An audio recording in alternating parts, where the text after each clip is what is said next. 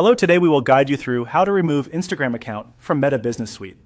If you need to disconnect an Instagram account from your business tools, this process is fairly straightforward inside Meta Business Suite. Before you begin, make sure you're signed into the correct business account, since many people manage more than one page or brand, and it's easy to make changes in the wrong place by mistake.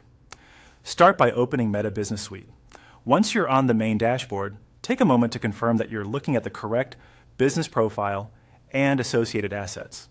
This is important because the Instagram account you want to remove will only appear under the business it's currently connected to. Next, look to the bottom left area of the screen and click Settings.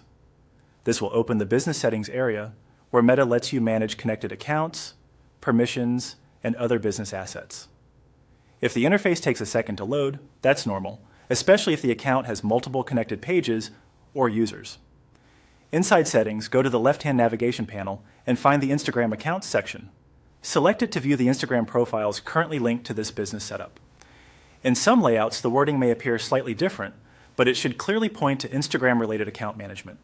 Once you open that section, you should be able to identify the Instagram account that is connected.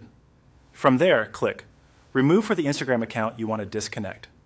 Meta will usually display an on-screen confirmation process before the account is fully removed. Follow the prompts carefully and read each message before confirming, since removing an account can affect publishing, messaging, permissions, or other linked features inside Business Suite. As you go through the removal prompts, make sure you're selecting the correct account and not removing one that is still actively being used for scheduling posts, ad management, or inbox access. If the platform asks for additional confirmation, simply continue through the on-screen procedure until the change is complete.